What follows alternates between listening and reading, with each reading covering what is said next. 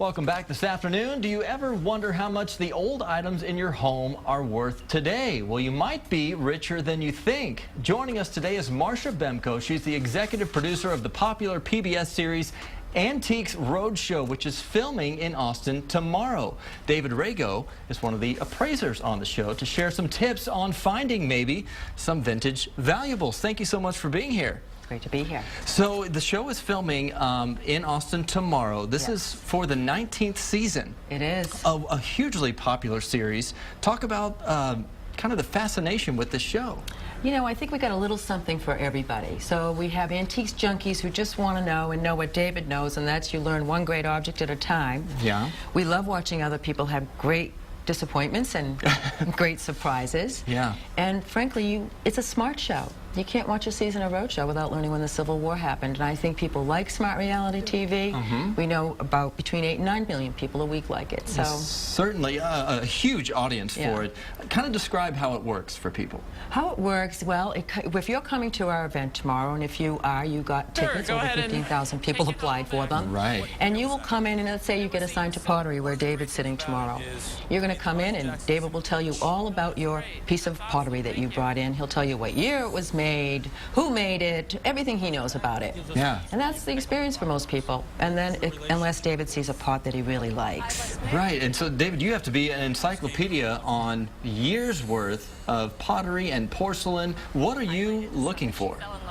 Well, I'm sort of a one-trick pony. My specialty is 20th century American pottery and porcelain. But what I really look for, and it doesn't translate that much on television, but a friend of mine called it social archaeology. Yeah. So by going into a town, we were in Birmingham last week. Right. I know that Germans settled Birmingham because of the amount of German porcelain and pottery that walked into the show. A disproportionate amount was German.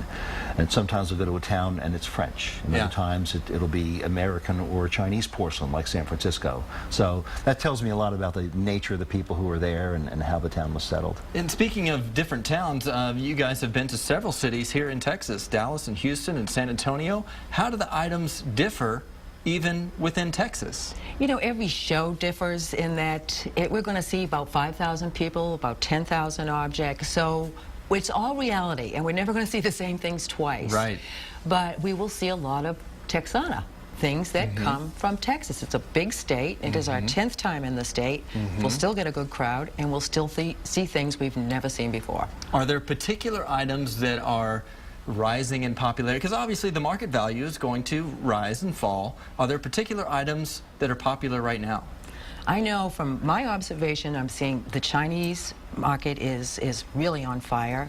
Modern furniture, and David would have the best answer to that question because he sells it every day.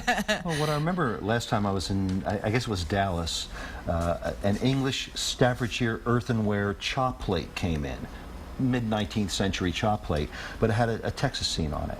And because it had a Texas scene and it was in Texas, it was worth a lot more money here than any place else. So there is a local interest to some of the things we find. Even if they're not made here, they gravitate to certain states. And Texiana, would you call it? Texana? Texana. Yeah. Texana's big in Texas. That's right. Wonderful. And so this, the filming is tomorrow at the Austin Convention Center. You mentioned over 5,000 ticket applications. There was a lottery system that went into this, so 6,000. It was over 15,000 people who applied. We give out 3,000 pairs. We know we'll see about 5,000 people tomorrow. Right, so it is sold out. But if you're wondering at home, you're rummaging through your stuff, what are some tips that you have for people that are maybe thinking that maybe they have a hidden treasure out there? When it comes to value, it always equates to rarity. Even if whatever it is, it's going to be something rare. So if you have mass-produced items, don't go looking for great value there. Yeah, I think that generally go for a unique, something that's a little different, and it's not always just old stuff. Like David's saying, mid-century modern, you're talking 1950s even, 1960s. Right. So it's about uniqueness and things with a good line. Things that were made when they were made that were good are still good. It is so fascinating. Wish you the best of luck with the show. Again, this will air for the 2015 season. So congratulations on all the success. The Antiques Roadshow, again, it's going on at the Austin Convention Center tomorrow. Completely sold out, but who knows? You may have a hidden treasure in your home. Thank you so much for joining us today. Thank you. Thank you. All right. We'll be right back.